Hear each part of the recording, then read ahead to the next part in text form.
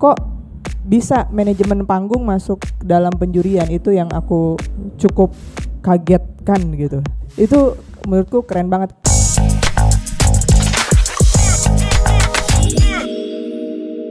Selamat malam, ada Kak Fristi, terus Om Dindon, Bunda Rita, terus ada Om Madin dan ada Om Median.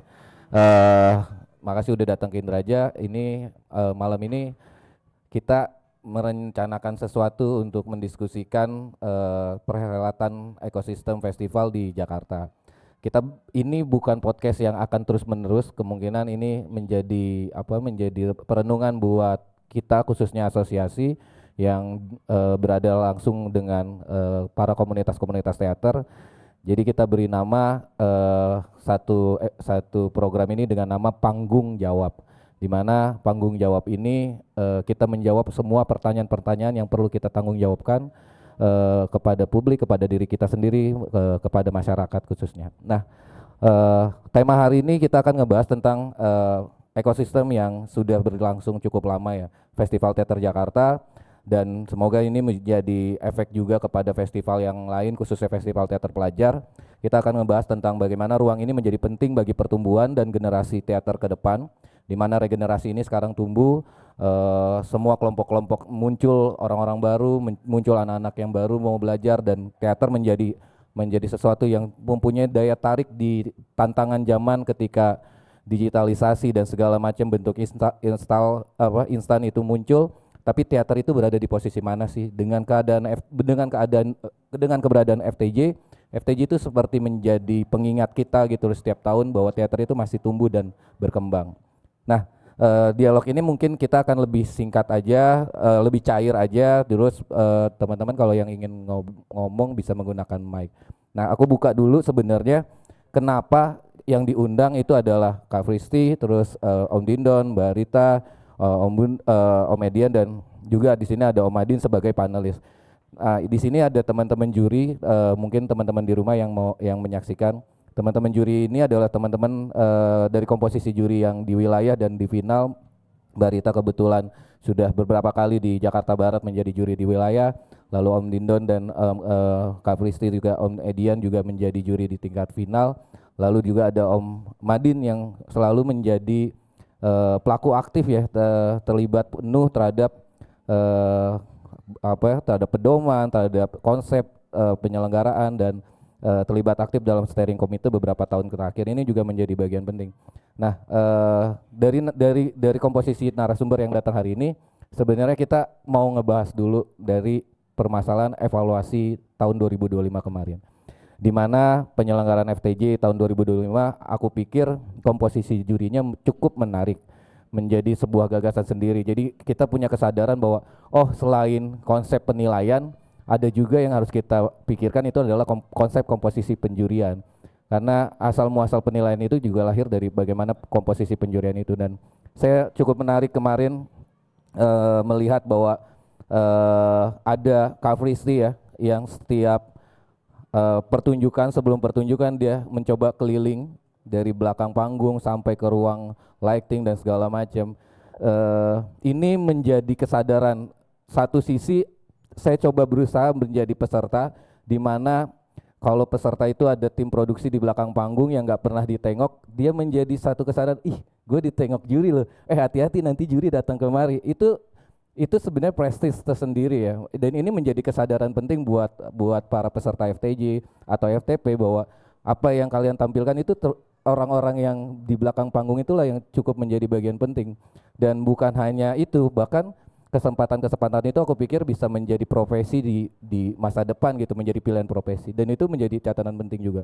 Lalu komposisi yang lainnya adalah di mana beberapa juri itu adalah pelaku aktif yang menjadi peserta FTJ dalam perhelatan sebelumnya, yang mempunyai sudut pandang dari zaman FTJ di awal sampai zaman FTJ ketika lagi menggebu-gebu di awal tahun 80-an 90-an, terus di mana kita masuk ke zaman FTJ 90-an 2000-an awal yang penuh eksplorasi, lalu kita masuk ke zaman Gen Z di tahun 2015 sampai saat ini yang juga mempunyai varian tersendiri gitu. Dan bagaimana abang-abang ini melihat itu pilihan yang sesuatu yang menarik gitu.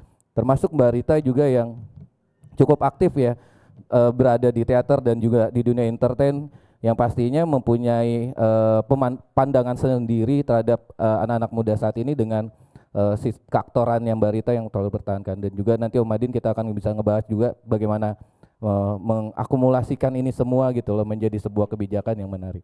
Mungkin kita ngomong dulu dari evaluasi tahun lalu. Gimana juri memandang festival tahun lalu gitu, sekiranya adakah penundangan dulu, adakah sesuatu yang mempunyai peningkatan dalam kualitas, atau ada sesuatu yang dia tidak berkualitas tapi memberikan penawaran lain yang belum matang tapi dia ada sesuatu yang baru. Itu silakan dari Om Dindon, Om Madin atau Om Edian atau Kak Fristi. Oke. Assalamualaikum warahmatullahi wabarakatuh. Terima kasih atas kesempatannya.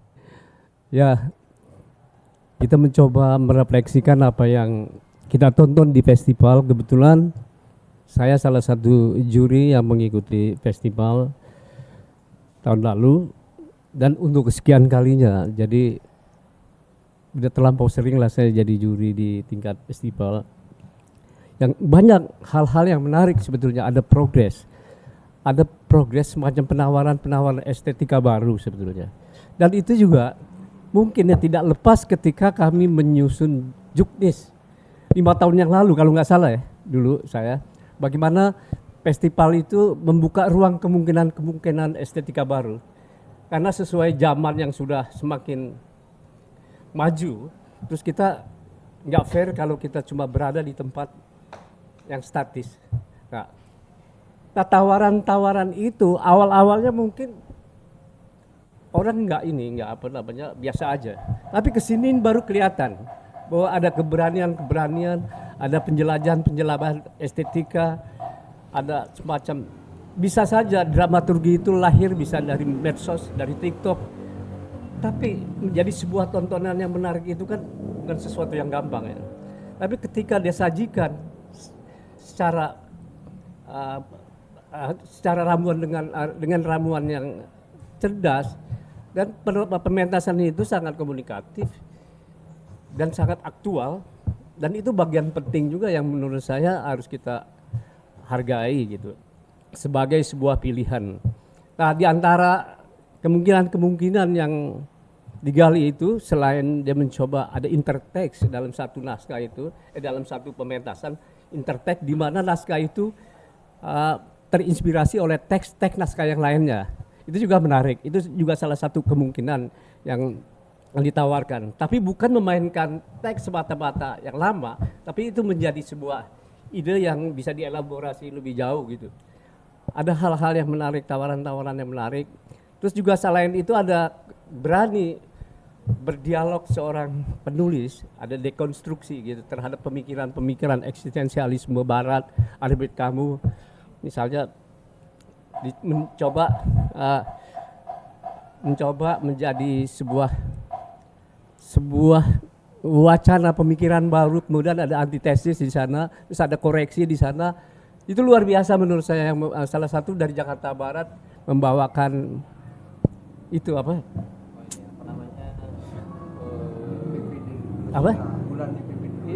Bulan di pipi Nursila. Itu menarik. Itu kelihatan bahwa ada potensi.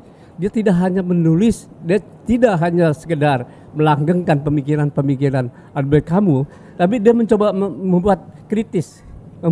membuat kritik di dalamnya. Ada ruang-ruang yang belum selesai, dia bisa menangkap itu, dan buat saya itu luar biasa. Dan dia juga punya alat, punya cara, ada kesungguhan di dalamnya, sehingga ketika dia berkarya, saya tidak melihat dia lebih rendah dari Albert Camus ya. Sejalan, itu luar biasa. Itu satu poin yang luar biasa. Di luar persoalan teknisnya ya, tapi itu yang saya hargai, dan itu juga sesuai dengan konteks kita memberi ruang kemungkinan. Nah, itu yang menarik. Ada 2 poin yang tadi saya bicarakan. Satu, interteks antara tiba-tiba di sebuah naskah itu ada mencuplik adegan Mat Kontan, terus juga ada sebutan Macbeth, apa itu kan menarik sebagai sebuah inspirasi, tapi bukan sebuah pengulangan. nih hal-hal ini kan fenomena ini menarik sebetulnya. Memberi kebebasan orang untuk berpikir sehingga secara individual kita melihat ada perkembangan yang luar biasa gitu. Ada konsep pemikiran-pemikiran, ada konsep kreativitas yang berkembang. Ada yang memainkan naskah yang sudah dibikin sama seseorang itu yang hasil festival. Ada yang memang si penulisnya itu sendiri yang bikin. Nah, itu luar biasa menurut saya. Sisi lain ada juga yang sangat konvensional. Kita tidak bisa membedakan antara kita sebagai juri, kita tidak berpihak yang konvensional atau yang tidak konvensional sama. Pada prinsipnya sejauh mana kau bisa meyakinkan penonton dan itu bagus dan utuh gitu. Jadi kita harus bisa melihat itu.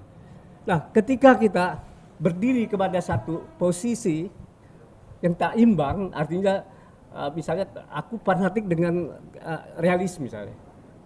Wah, itu bisa-bisa bahaya itu. Artinya mereka akan menutup dengan hal yang lain. Saya kira cara pandang juri kemarin alhamdulillah kita bisa melihat kemungkinan-kemungkinan itu.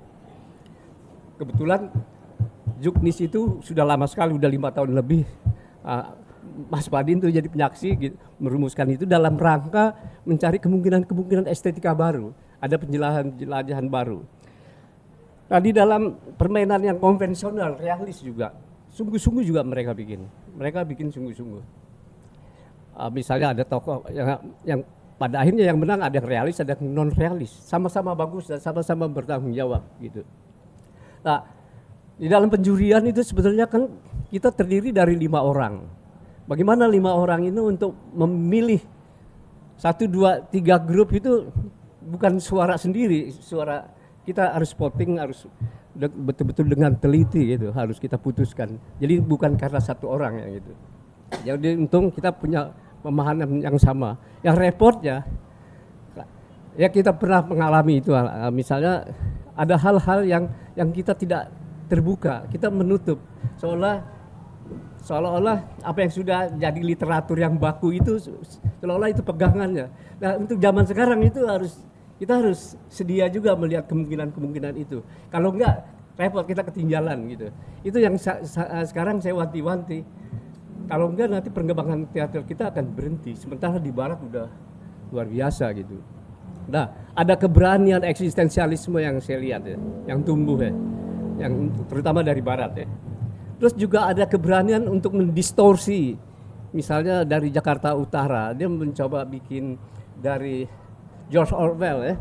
Dia bikin tentang ya itu kan sangat satir sebetulnya. Secara konvensional gampang. Itu naskah-naskah yang sangat satir yang pernah dimainkan sama teater koma. Tapi dia mencoba lihat lain. Misalnya dari artistiknya, dia betul-betul mendistorsi sehingga ada yang hilang dari karakteristik penokohan itu. Itu konsep. Nah, sejauh mana itu akan menguatkan penonton kan tergantung sutradara ya. Padahal potensi pemain itu luar biasa semua. Kalau menurut saya tuh pemain udah siap main. Sutradara itu mampu menjinakkan pemainnya. Hanya sayang aja ada bagian-bagian yang mestinya secara karakteristik orang bisa berempati dengan tokoh-tokoh yang beragam itu kan. Kalau dilihat sejarahnya kan revolusi di Rusia itu ada tokoh Lenin, ada tokoh yang pergerakan itu, perubahan itu. Nah, karakteristik itu hilang sehingga menjadi stereotip semua. Jadi semacam kayak slogan-slogan, pidato-pidato. Tapi kausalitas itu kurang digali sehingga persoalan dramatikalnya yang hilang. Itu juga pilihan, bukan salah. Nah, tinggal lagi kita menimbang antara ini dan A dan B dan E, itu juri punya hak untuk melihat yang mana yang lebih bagus gitu.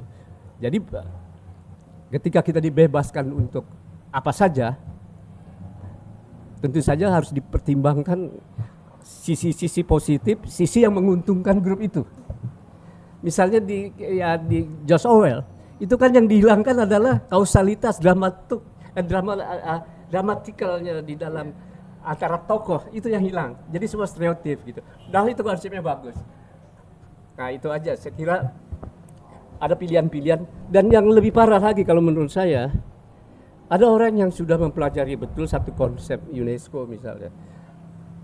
Matang dia secara literatur mungkin oke, secara artistik oke. Tapi dalam festival persoalan teknis hati-hati, jangan dianggap sepele. Final itu udah harus terampil, nggak bisa.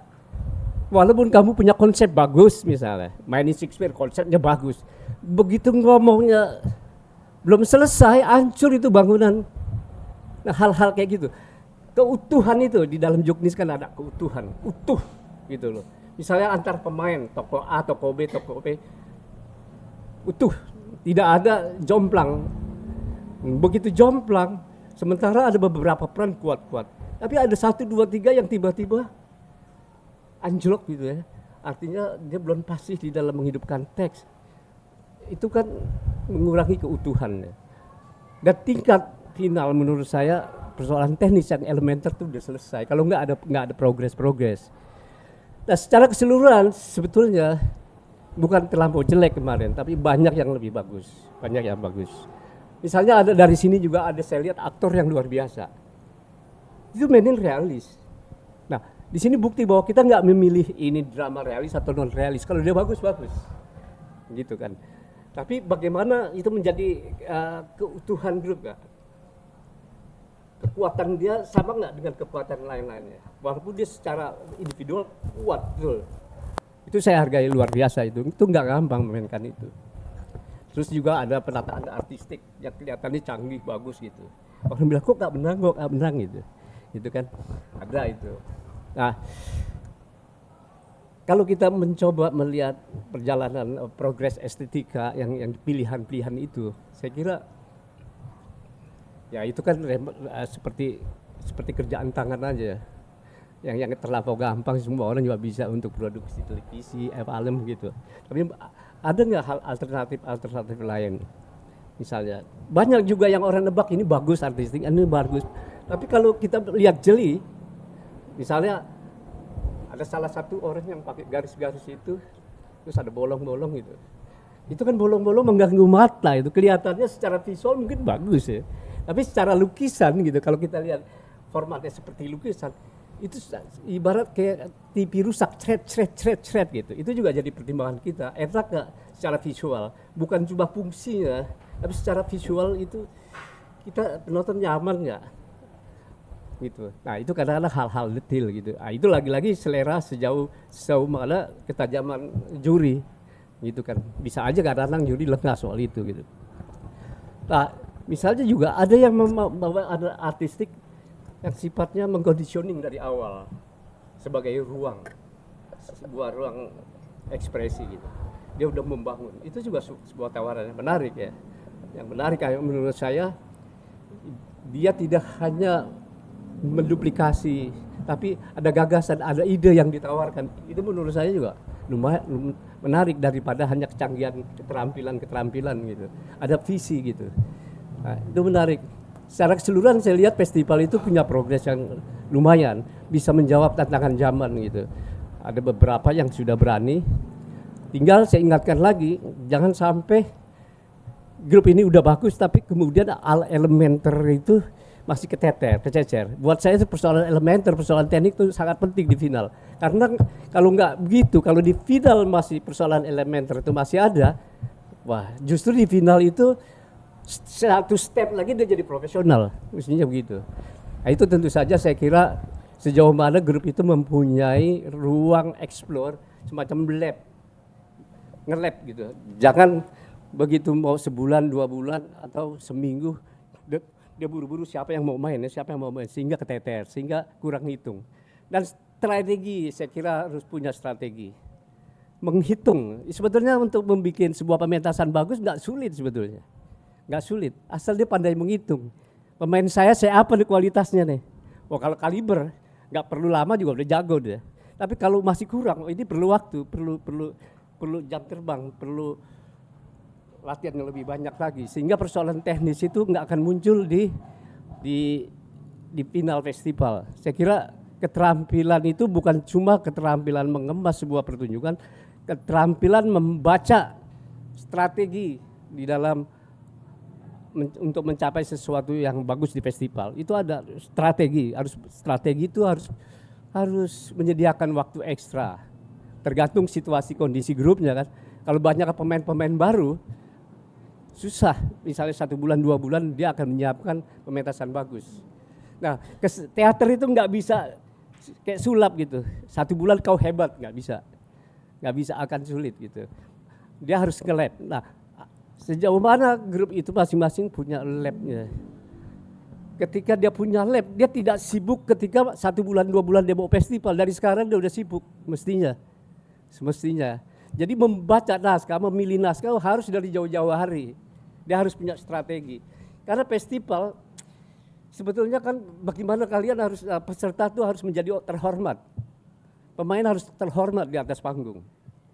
Harus terhormat, kalau enggak elementernya lemah. Itu sama juga kita membiarkan orang tidak terhormat gitu. Jadi tanggung jawab moral saudara saya kira penting. Saya kira udah dulu segitu dulu. Aku nangkep dari yang Om Dinon coba baca dari perhelatan tahun lalu ya. Ada keanekaragaman yang berbeda-beda, cuman juga persiapan dan keterampilan itu tidak bisa dibuat dengan waktu yang singkat dan perlu persiapan elementer dan aspek-aspek yang begitu dalam. Ini juga menjadi catatan menarik nih Om. Nanti Om Median bisa bantu jawab. Ada beberapa hal yang ini termasuk dari cara penilaian juri ya. Misalnya aku ngelihat satu hal itu dari kelompok-kelompok yang 3 besar lah. Biasanya kan standar juri itu kan penilaian itu kalau dia juara 1, juara 2, juara 3 pasti diantara itu artistiknya adalah dia. Pasti aktornya adalah dia atau pasti sesuatu yang besarnya aspek-aspek itu adalah dia. Ini Om Adi juga bagian ranahnya ini dalam pemetaan penilaian ini. Nah, Om Edi kan melihat juga tadi menjadi bagian juga dalam penilaian itu. Ada kelompok contoh satu ya, Marun kemarin yang mendapatkan artistik. Terus ada kelompok juara 1, juara 2 yang secara artistik dia megah-megah gitu. Tadi udah dijawab sama Om Dinon, aku coba menangkapnya bahwa yang itu bisa diproduksi oleh keterampilan orang lain gitu. Tapi yang ada potensi yang lain yang melibatkan diri dia, kelompok dia dan melibatkan secara konsepnya melibatkan dirinya dan kelompoknya terhadap pengkaryaan artistik itu. Nah, Om Edian ngelihatnya pola penilaian kemarin itu seperti apa dan evaluasi terhadap kelompok-kelompok ini. Iya, makasih. Assalamualaikum warahmatullahi wabarakatuh. Menariknya itu kemarin kita biasanya itu juri setelah pertunjukan selesai pulang gitu kan. Nah kemarin itu menariknya itu 5-5-nya datang bisa setengah jam atau 1 jam sebelumnya itu diskusinya tentang naskah. Terus habis pertunjukan diskusi lagi tentang pertunjukan yang tadi. Jadi itu buat saya menarik gitu karena jarang sekali saya ketemu misalkan ketika saya menjadi juri ketemu 5-5-nya sama gitu loh. Kita kan keluar dari GKJ itu setelah diusir ya, istilahnya tanda kutip ya. Ketika ada kotrek, berarti kita udah harus keluar nih. Jadi 5-5-nya sama gitu, diskusi tentang. Jadi makanya kenapa diskusinya itu nggak terlalu lama pada saat terakhir, karena setiap hari kita diskusi, bukan misalkan 3 hari sekali atau enggak, setiap hari kita diskusi. Jadi kita memahami misalkan kelemahan dan kelebihan naskah dari proses pertukaran informasi itu. Terus yang berikutnya adalah tentang konsep penilaian. Nah, konsep penilaian kita itu saya sering kali misalkan ketemu beberapa juri gitu yang dia bertahan pada konsep lama gitu, dan itu kadang-kadang saya suka sulit untuk berdiskusi karena dia menggunakan udah kayak gini gitu loh, ini sudah mati gitu loh. Nah itu yang agak sulit. Nah kemarin itu menarik karena mau nggak mau kan ada pertunjukan yang beragam gitu loh, juga keberanian teman-teman FTJ untuk membongkar banyak hal, juga termasuk juga sudut pandang mereka melihat naskah-naskah lama dengan cara pandang baru gitu loh, cara pandang yang mereka ada yang Genji juga kan, apa namanya, peserta itu kan, melihat misalkan naskahnya siapa ya, Arifin Cenur ya. Arifin Cenur itu kan naskah tahun 70-an, tahun awal-awal FTJ gitu kan, ininya Mbak Rita kan tuh awal. Itu dipandang sama mereka anak Genji itu dengan "Hah, keren gitu loh. Maksudnya cara pandang mereka kok jadi apa namanya, jadi apa ya, Tuhan baru. Judi bukan cuma sebagai apa namanya, peristiwa sosial, tapi menjadi Tuhan baru buat mereka gitu, konsep digital itu. Nah, itu yang apa, coba saya catat beberapa gitu, meskipun barangkali ya seperti Mas Dindon bilang, ada beberapa hal yang apa kita terseret di itu ya, di apa namanya, di istilahnya itu kesatuan ya, kesatuan antara artistik, keaktoran, pengadeganan, dan maunya dia. Kebiasaan saya itu adalah saya minta ke peserta lewat apa namanya, lewat panitia untuk membuat konsep pertunjukan, meskipun itu tidak menjadi satu-satunya. Karena saya khawatir juga kalau itu tidak menjadi kalau itu menjadi satu-satunya, kasihan yang menulisnya, apa namanya, cara menulisnya nggak bagus gitu loh. Kan ada juga yang sutradara yang menulis bagus gitu, tapi pertunjukannya nggak terlalu bagus gitu. Itu yang agak problem. Tapi itu membuat saya misalkan melihatnya lebih mudah, karena saya tahu oh dia maksudnya begini, oh maksudnya begini. Nah ketika pertunjukannya itu berlangsung, itu lebih mempermudah gitu loh. Kenapa misalkan ada grup yang cuma juara artistik aja, nah itu yang di dalam diskusi itu artistik itu memberikan penguatan pada seluruh apa namanya, seluruh sistem harmonisasi gitu loh. Meskipun di sudut yang lain misalkan karakter-karakternya tidak sekuat pesan apa namanya, pesan artistiknya gitu. Itu kan kalau nggak salah dibagi dua ya, antara artistik dan setting kalau nggak salah itu. Makanya ya ada dua ya. Enggak ininya apa, artistik itu apa, pertunjukan desain artistik sama desain panggung. Itu kalau nggak salah itu bagi dua. Makanya kemarin juga diskusinya soal itu kan, desain panggung dan desain artistik. Nah ketika masuk ke desain artistik, maka dia berhubungan sama seluruh elemen yang lain gitu. Nah seluruh elemen yang lain dimulai dari opening, dibuka di depan, apa semua itu ketemu gitu loh. Pesannya itu nyampe gitu. Meskipun ketika dipretelin satu-satu secara individual, misalkan aktornya nggak bisa lebih kuat dari pertunjukan yang lain gitu loh. Ketika itu dipretelin satu-satu, kan mau nggak mau itu kan dipretelin, apalagi ada apa konsep apa penjurian yang sekarang kan mesti satu-satu detail gitu kan, satu-satu gitu kan. Itu mau nggak mau itu didiskusikan panjang gitu loh. Itu barangkali apa namanya catatan saya. Catatan saya yang lainnya lagi adalah apa itu ya,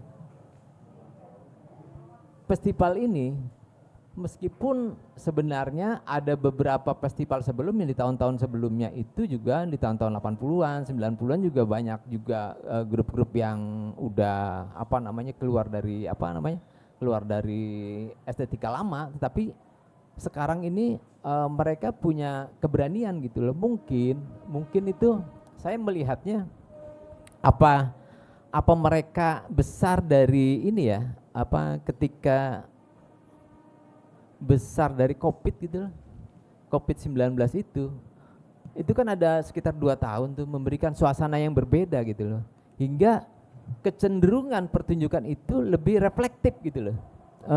Hampir semuanya itu pertunjukan reflektif gitu, dan dia artinya misalkan nih naskah-naskah yang sifatnya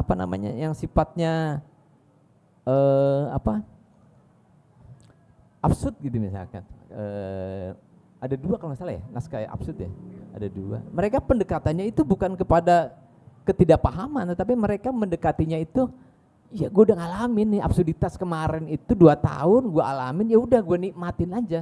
Itu menjadi absurditas itu dia nikmati begitu rupa gitu loh. Pertunjukan itu, menciptakan itu, ruang itu gitu loh.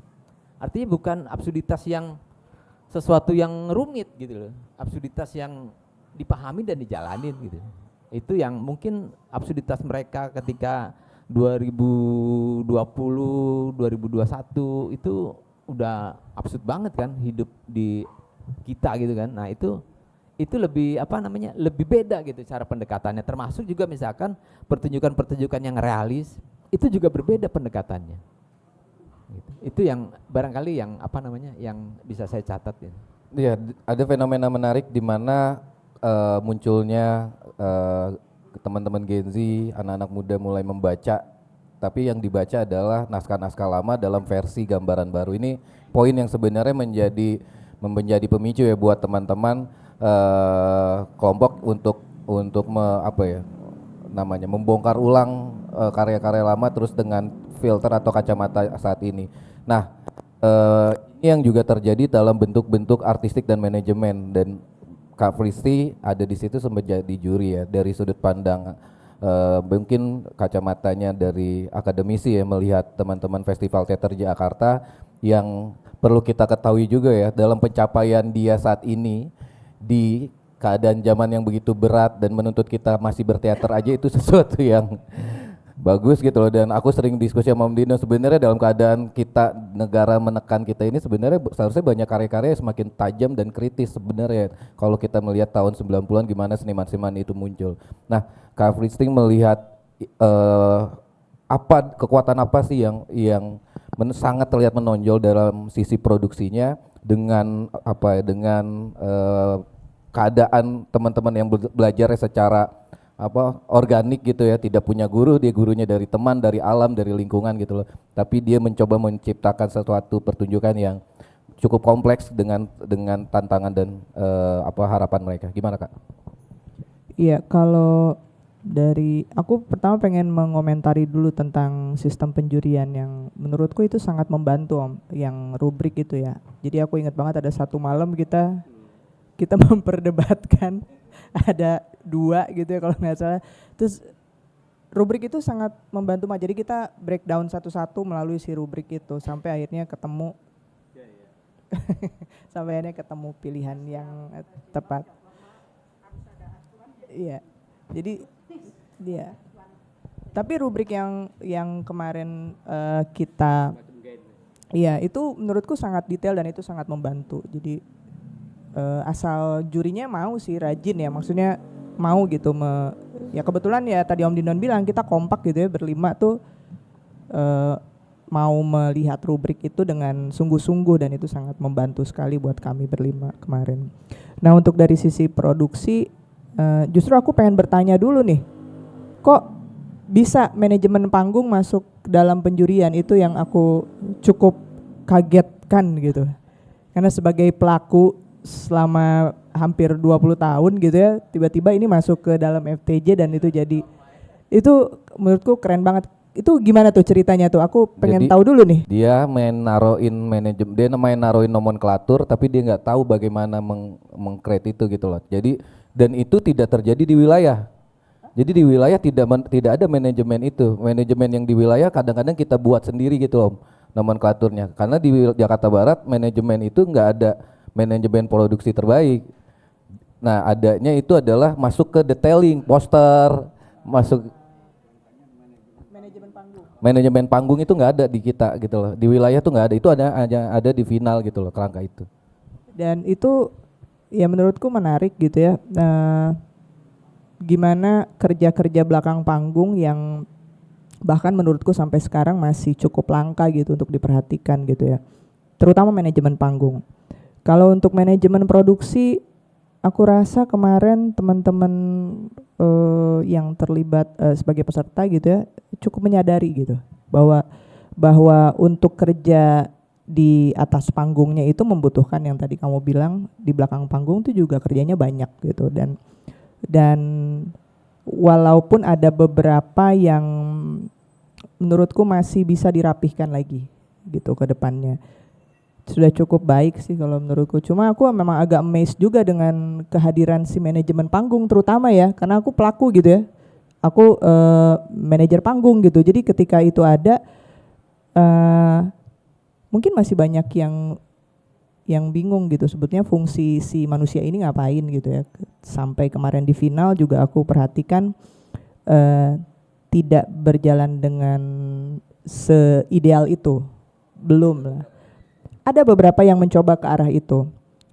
Kehadiran si manajer panggung ini belum terlalu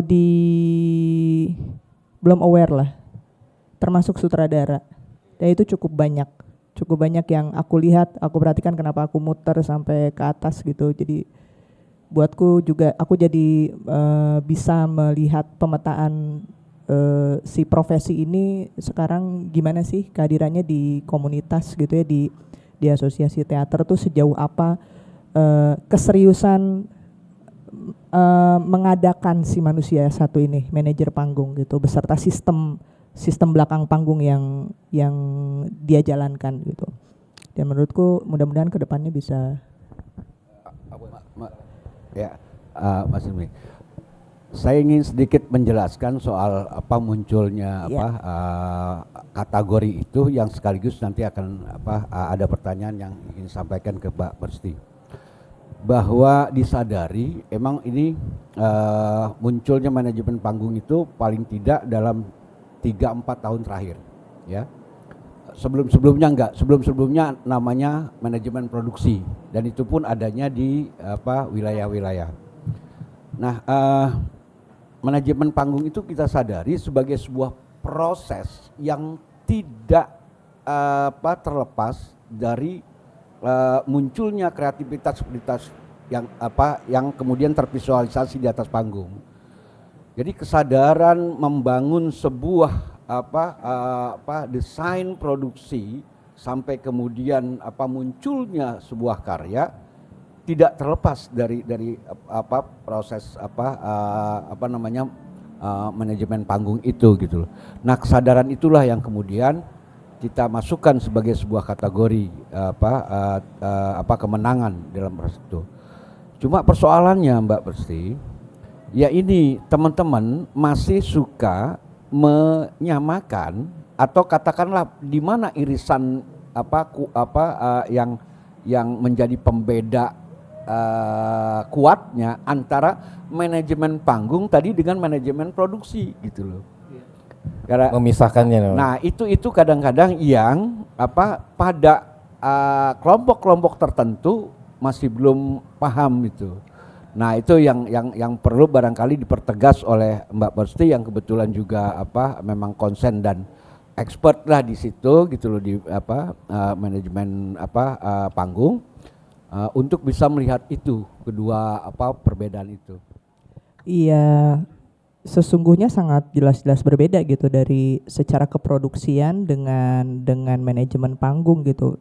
Produksi bisa dibilang seorang produser atau eksekutif produser atau teman-teman yang menjalankan produksi ini berada secara struktur berada di atasnya seorang manajer panggung gitu. Manajer panggung hanya konsentrasi ke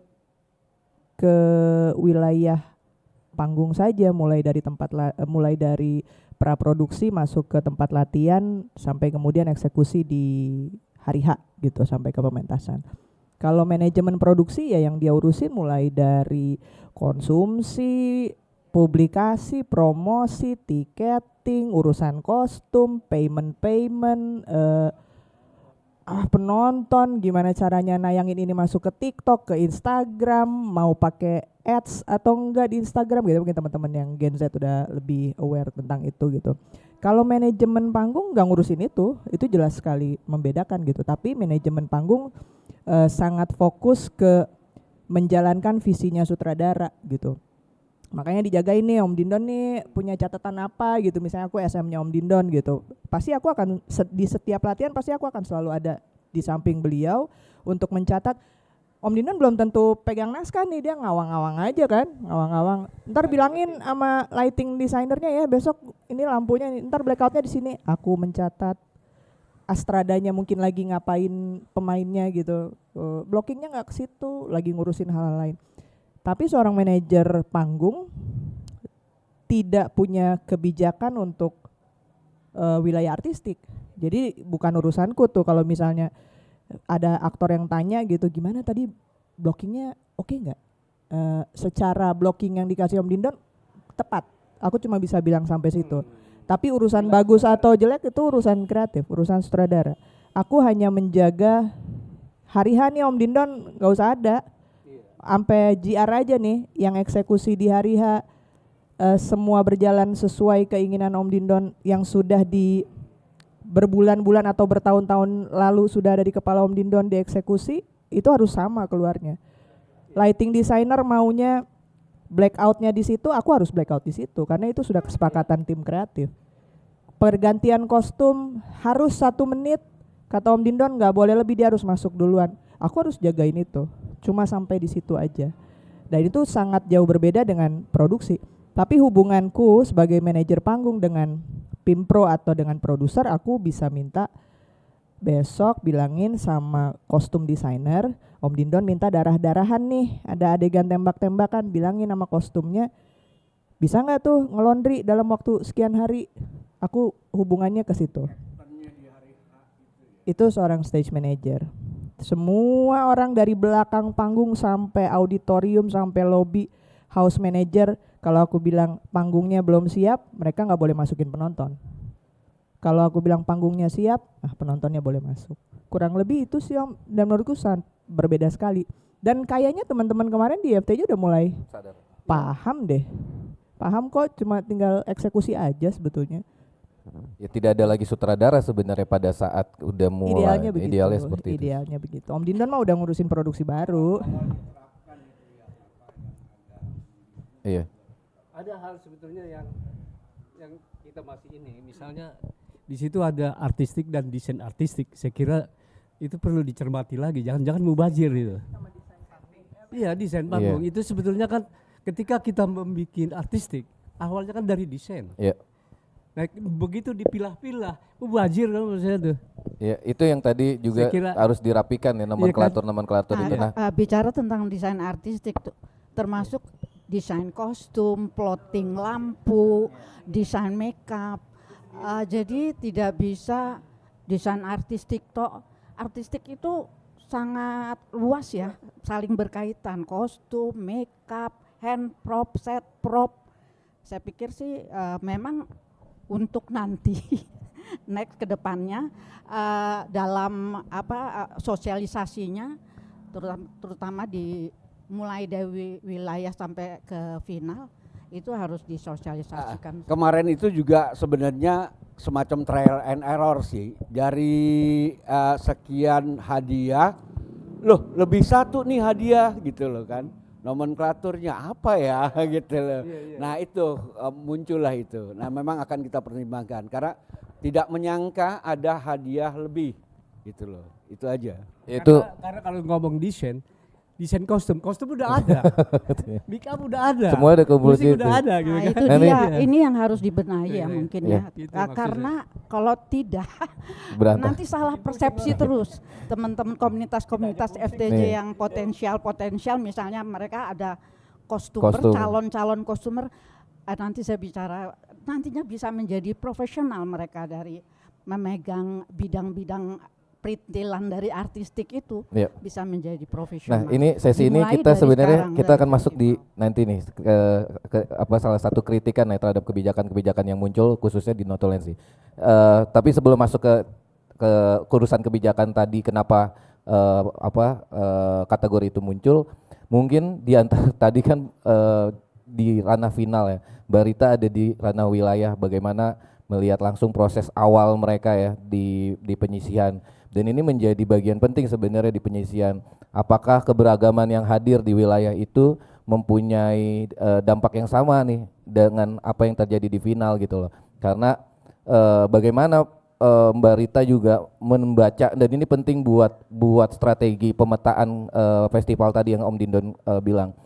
Di wilayah ini momentum di mana seharusnya kelompok itu memberikan sesuatu tawaran yang menarik lebih ke gagasan ya. Mungkin tidak perfect, tapi bacaan apa yang seharusnya dimiliki dan peta strategi apa seharusnya buat para peserta bisa menempuh itu. Nah, evaluasinya dari Mbak Rita juri di wilayah melihat pemetaan peserta-peserta wilayah itu seperti apa? Apakah jomplang, Mbak, atau sama rata, atau kayaknya yang menonjol hanya terlihat gitu loh? Itu menjadi evaluasi juga sebenarnya buat catatan kita, khususnya teman-teman di asosiasi. Gimana Mbak Rita? Satu supaya Mbak Rita juga bisa mengerucut ke expertnya di keaktoran gitu ya, sebagai aktris terbaik pertama FTJ 1973 FTRJ 1973. Jadi mungkin FTRJ Festival Teater FTR. Nah itu Mbak Rita, apa bisa dikerucutkan nanti ke keaktorannya? Ya baik, makasih. Jadi saya cukup lengkap ya punya sejarah dengan FTJ ini gitu.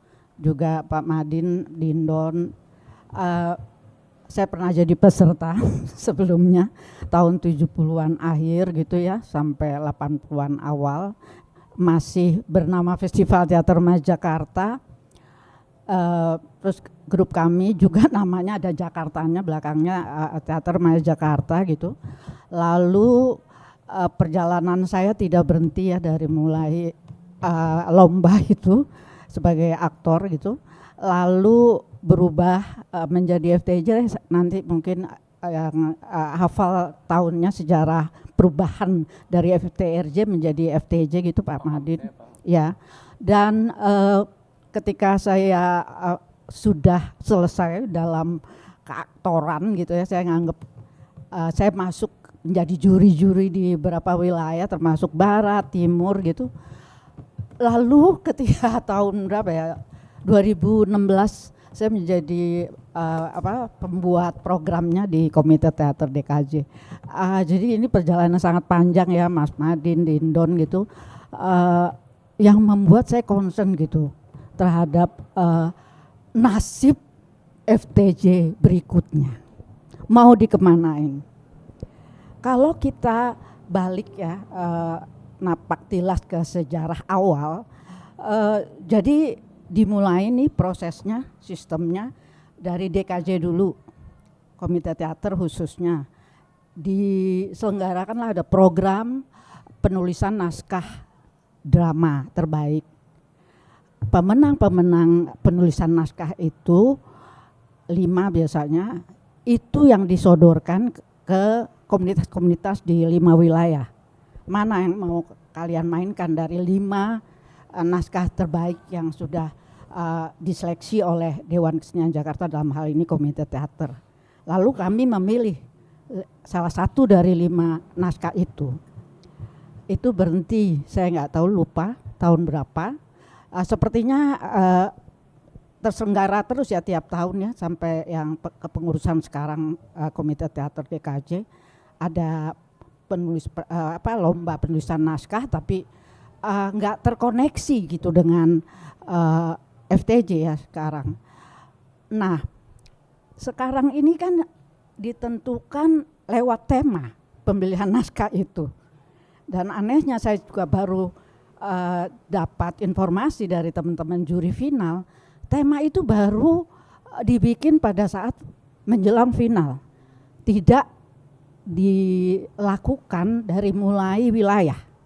Terus gimana kurasinya gitu loh. Kalau wilayah kan melakukan kurasi untuk berapa 15 grup, satu per wilayah atau 12 grup. Dan apakah naskah-naskah yang mereka mainkan atau tadi tawaran dari Pak Dindon soal lab apa segala macam kolaborasi itu terkoneksi dengan tema yang dibikin oleh para panitia di final. Itu satu. Terus saya kemarin pembacaan saya di Barat cukup menarik ya. Ada semacam kekayaan yang saya apresiasi gitu, sehingga ketika kami mengusung 3 finalis, mereka punya 3 bentuk yang berbeda ya. Untuk Barat saya nggak melakukan pembacaan di wilayah lain ya. Misalnya teater absurditas gitu ya, terus semi realis gitu, terus dan realisme. Nah, sebenarnya itu yang kita, ya saya mungkin ya secara pribadi mengharapkan berbagai pembacaan, penjelajahan, sehingga kekayaan dari komunitas-komunitas di 5 wilayah ini nantinya menjadi sesuatu kayak pameran kekayaan dari bentuk gitu. Tadi Mas Dinur juga melakukan pembacaan, ada penjelajahan baru dari naskah-naskah lama gitu ya. Misalnya naskahnya Endriantiarno yang dimainkan ulang oleh Teater Ciliwung gitu ya. Karena saya juga pemainnya pada saat itu dan kami menang waktu pelangi. Oke. Ada penjelajahan ruang artistik, ada penjelajahan itu artistik, termasuk di dalamnya tadi yang perintilan yang juga sama pentingnya gitu ya, kostum, pencahayaan, dan juga keaktoran. Karena waktu kami memainkan dulu, salah satunya aktornya Deddy Miswar, dan dia dapat aktor terbaik ya di final memainkan naskah yang sama. Artistik kami sangat sederhana, cuma leveling dan simbolis gitu loh, realisme simbolis untuk karya artistiknya. Tapi kemarin ada penjelajahan sangat luar biasa dari artistik ya, saya menyoroti artistik dulu. Dan itu ketika saya melakukan evaluasi bersama 2 juri yang lain di Barat, saya selalu sampaikan, jadi jangan hanya berambisi grup menang. Karena ada pos-pos gitu yang bisa kita masukin gitu, kita jelajahin. Yang perseorangan, misal aktor terbaik, ya, kostum terbaik, dan itu memerlukan memang seorang dramaturg sebagai pendamping seorang sutradara. Nah, kelemahannya di sini untuk komunitas-komunitas muda, dramaturg dan gagasan. Mungkin kalau gagasan saya bisa paham karena kita masih menunggu tema besar dari di final gitu.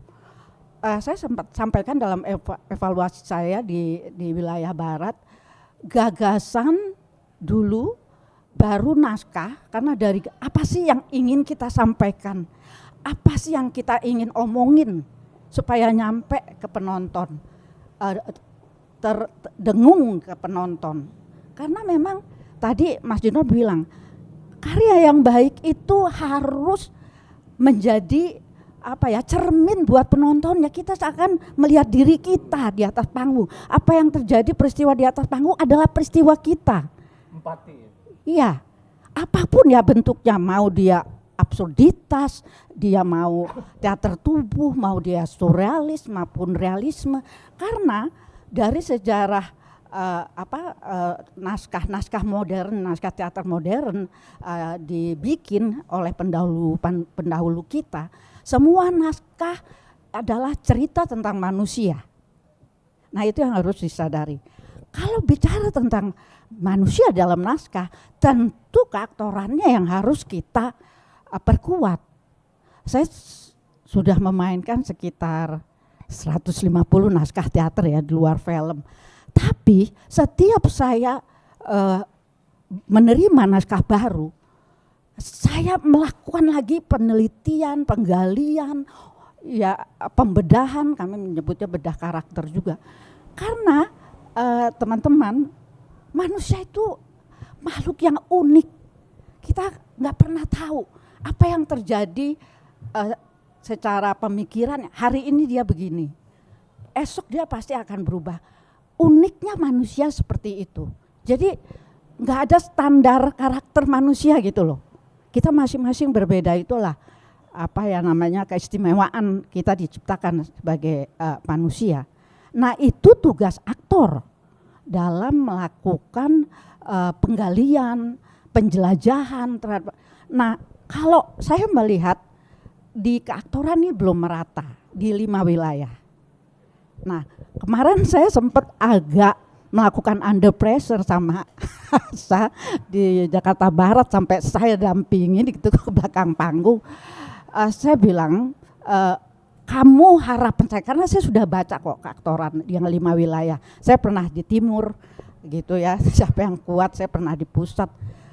Saya waktu itu sudah yakin barat dapat keaktoran, makanya saya dampingin sampai belakang.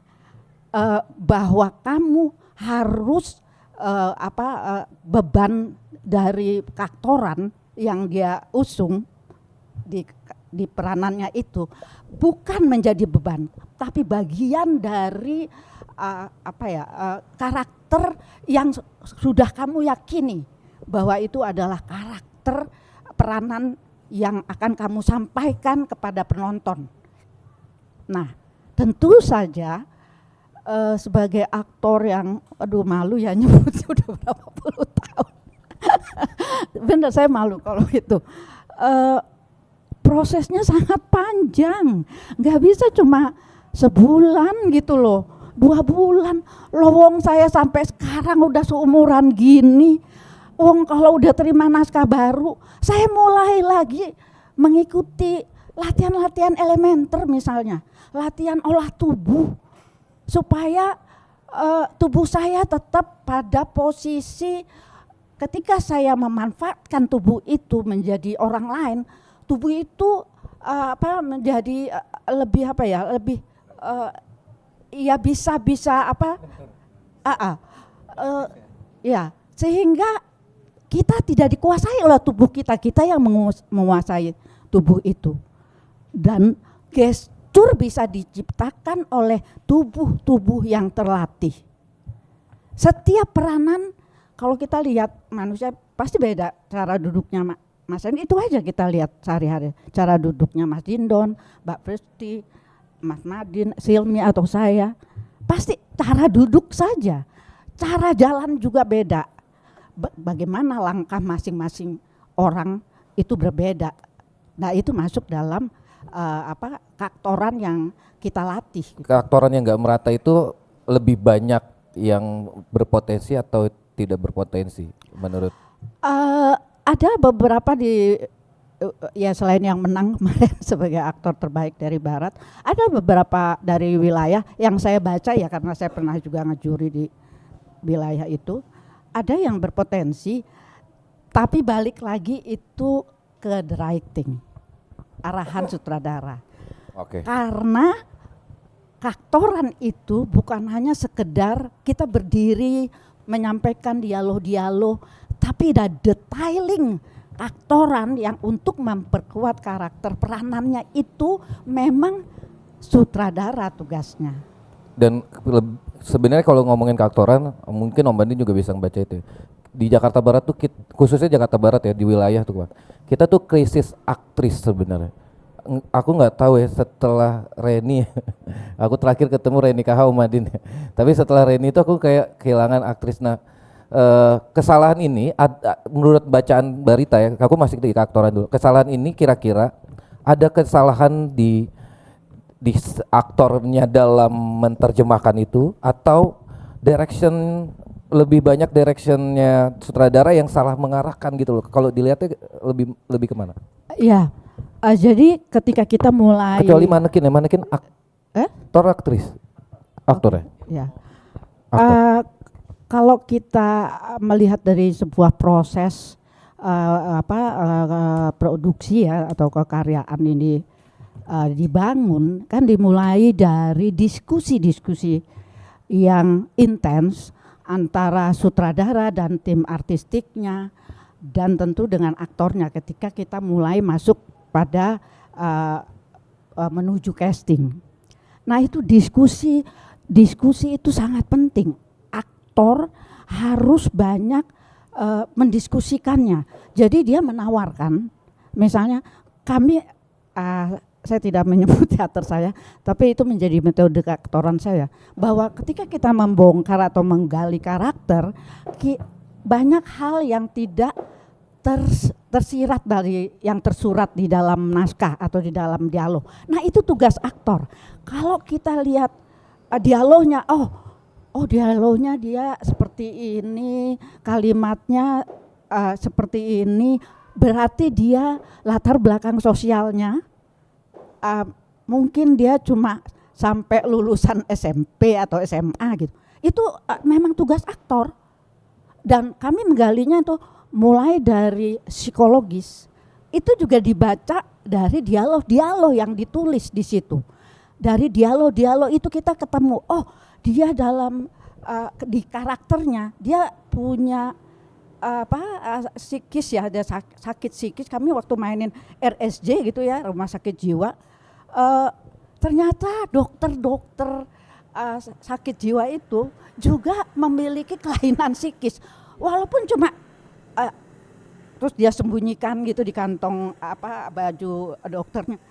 Nah, detailing itu terus penelitian terhadap psikologis masing-masing karakter, sosiologisnya, historis juga, itu tugas aktor. Lalu baru ditawarkan kepada sutradara dalam diskusinya. Nah, sutradara nanti yang mengeksekusi. Oke, saya setuju. Kamu mainkan seperti ini. Tentu ketika latihan ada arahan sutradara sampai ke detailing. Oke, menarik ya. Ini catatan buat teman-teman dalam proses keaktoran ya, yang begitu singkat, walaupun mungkin kesadaran aktor untuk mengeksplorasi itu, atau apa ya namanya, kalau kan perlu ada gairah ya sebagai seorang aktor ya. Mungkin itu juga aku lihat tuh gairah-gairah keaktoran itu yang perlu juga ditingkatkan ya. Gairah dia kesadaran gue aktor itu kayak belum sepenuhnya ajak mungkin kali ya. Nah, mungkin sebagai evaluasi terakhir dari ada yang mau ditanggapi nggak Om Dina? Ya saya kira mentalitas aktor ya, saya kira itu penting ya.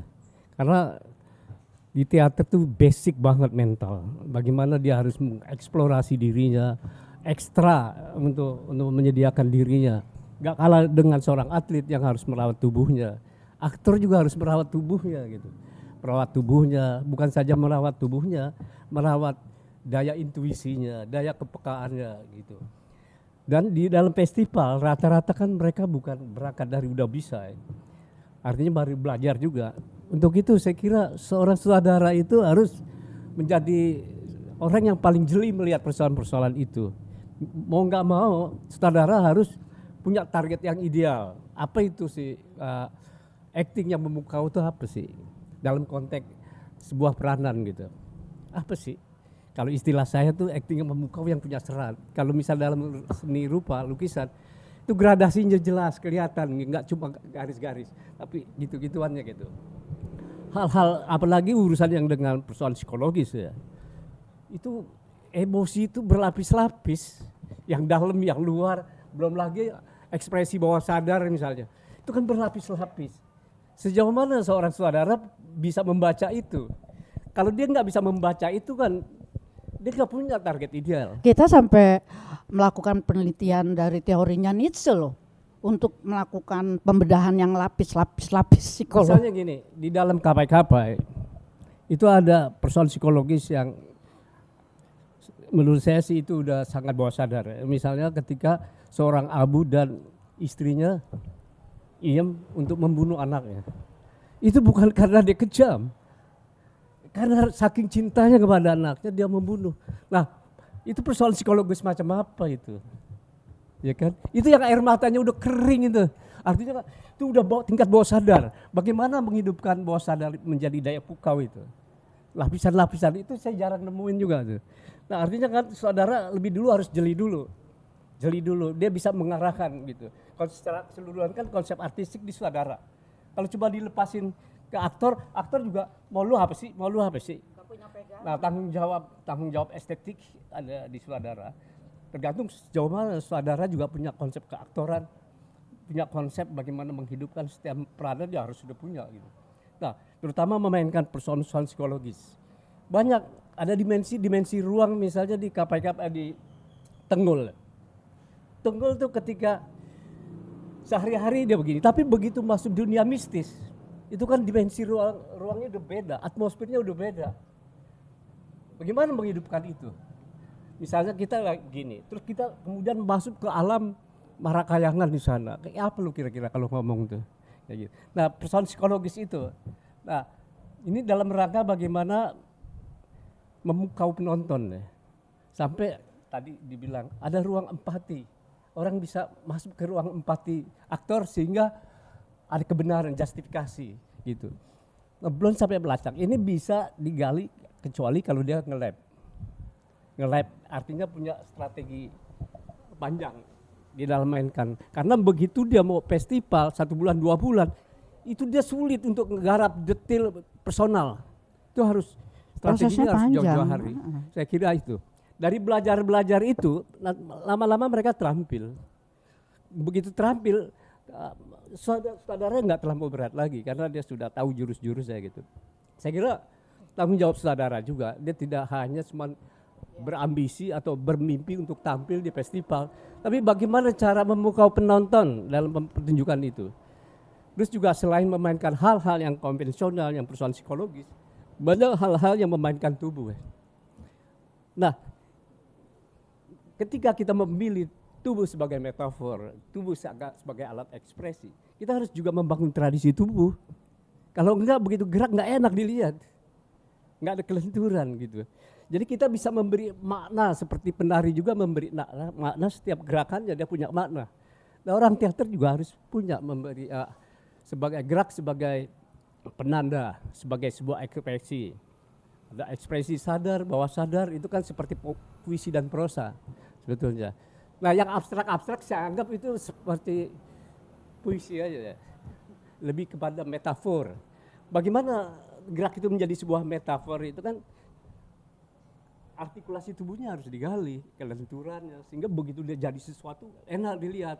Karena tubuh menjadi penanda ya, iya, penanda itu. dari Saya ekspresi. kira, nah, apalagi di dalam festival ini kita tidak spesial untuk urusan yang konvensional, ada juga yang sangat menawarkan keterampilan tubuh ya. Nah, itu sama pentingnya saya kira. Jawabannya kembali kepada tadi tema ya misalnya. Kita anggap gagal lah tuh tema-tema yang sebelumnya itu. Karena tidak dirancang dari awal. Mesti yang sekarang ini dirancang. Persoalannya apa kalau kita bikin tema, kita persoalannya apa? Persoalan kontekstual kah? Atau persoalan estetika kah? Kalau persoalan estetika, rap lah jadinya. Kalau kontekstual, misalnya temanya kontekstual. Situasi sosial politik kita serap. Kita tinggal memilih. Kita gelisah soal apa nih? Soal estetikanya. Berarti kan persoalan teknis, ya kan? Ya udah nge-lab, ya kan? Kalau misalnya persoalan kontekstual, apa yang kau bisa tangkap dari realitas itu? Nah, saya kira nggak ujuk-ujuk tiba-tiba temanya musuh masyarakat. Apa hubungannya dengan teater musuh masyarakat? Itu kan kayak buru-buru gitu kan? Gitu. Nggak berangkat dari persoalan apa, lu punya persoalan apa? Kita kegelisahan persoalan artistik, kegelisahan persoalan keaktoran, kegelisahan persoalan ekspresi. Estetika, berarti nge-lab nggak ada lain. Tapi misalnya, ini kok nggak ada yang concern dengan hal-hal yang kontekstual, situasi sosial, politik. Ya kasih giringlah tema ke sana, cermin. Nah misalnya, nah saya kira ngomongin tema juga jangan bikin sendiri gitu, harus dirembukin. Dan jauh-jauh hari, kalau nggak jauh-jauh hari jangan nuntut peserta, nggak fair itu. Iya, nah, ada kecenderungan begini. Dulu festival itu sudah sebagai satu periode pembinaan hasil pemenang sayembara. Sekarang lebih moderat kan, ada festival, ada hasil lomba, lebih moderat sebetulnya. Nah, yang membuat naskah juga saya kira harus bercermin apa yang sudah dibuat di dalam lomba-lomba naskah, sehingga secara orientasi mereka jadi sehat, nggak ketinggalan. Begitu dia bikin strukturnya kacau, artinya harus ada pembelajaran juga. Sekira itu dari saya. Saya boleh nambahin ya, tadi belum sempat tersampaikan. Jadi sebenarnya yang paling berat tuh juri-juri wilayah untuk mengusung 3 finalis di masing-masing 5 wilayah ini.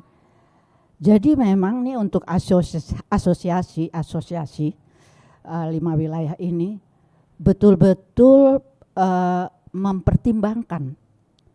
Karena kalau juri final kan mereka yang sudah 3 finalis yang sudah terpilih di setiap wilayah, itu pun masih ada ya tentu gitu pasti ada kekurangan selain kelebihannya.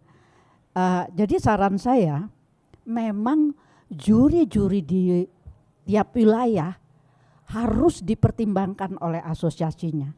Karena mereka lah nantinya yang akan memilih mengusung 3 finalis ini naik ke final yang semakin ketat gitu persaingannya di dalam baik grup maupun aktoran, penyutradaraan, artistik ya dan macam-macam yang lain.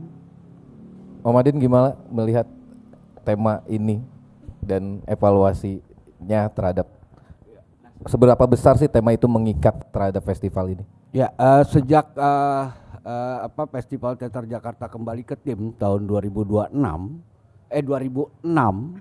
gitu loh. Saya adalah salah satu orang yang juga merumuskan Juknis. Juknis di tahun 2006 yang kita rumuskan yang kemudian dibukukan tahun 2007 oleh periodenya Mas Dindon. Kita sebenarnya memberi tawaran di Juknis itu, apakah tema akan mengikat kepada pilihan atas pentas peserta, atas lakon peserta, atau tema hanya menjadi semacam slogan acara gitu loh. Untuk programnya, misalnya program-program tambahannya, entah itu diskusi atau sekedar ada spanduk seperti itu. Nah belakangan memang lebih mengarah ke sana. Di periode saya ketika saya ketua komite teater periode 2009-2012 itu kami gitu pernah menawarkan kepada seluruh asosiasi untuk tema yang mengikat, yaitu pada waktu itu membaca tradisi. Nah kami mintalah Bang Aprizal Malna untuk keliling ke 5 wilayah menjelaskan apa itu tradisi. Tradisi dalam konteks bukan dibaca bukan cuma sekedar artefak kuno yang ada di tetapi tradisi juga adalah sesuatu yang dinamis gitu, yang bisa kita baca pada konteks kemutahirannya. Nah seperti itu. Nah itu pernah kita lakukan walaupun belum optimal. Saya evaluasi dan kami pernah mengevaluasi belum optimal penempatan tema yang mengikat kepada pilihan lakon peserta. Nah belakangan pada akhirnya tema hanya sebagai embel-embel kegiatan, tidak ada korelasinya dengan penampilan peserta. Itu yang kita sadari. Makanya kemarin pun ketika saya menjadi bagian dari steering komite, kita sadari ketika kita memilih restart sebagai tema yang tidak mengikat kepada itu hanya semacam semangat saja untuk memberi stimulan kepada penyelenggaraan festival ini agar yuk kita perbaiki dari segala banyak hal, karena kita merestart nih dari sesuatu yang adanya bad sector, adanya apalah supaya terlihat kembali rapi lah, entah itu di Skandis, entah itu di Deprah gitu kan segala macam, sehingga kembali dia menjadi sesuatu yang FTJ itu pada penyelenggaranya menjadi sesuatu yang punya performa yang kuat lagi lah untuk mengkondusifkan penyelenggaraan itu. Itu sih sebenarnya kemarin tema, makanya tema tidak mengikat kepada ini.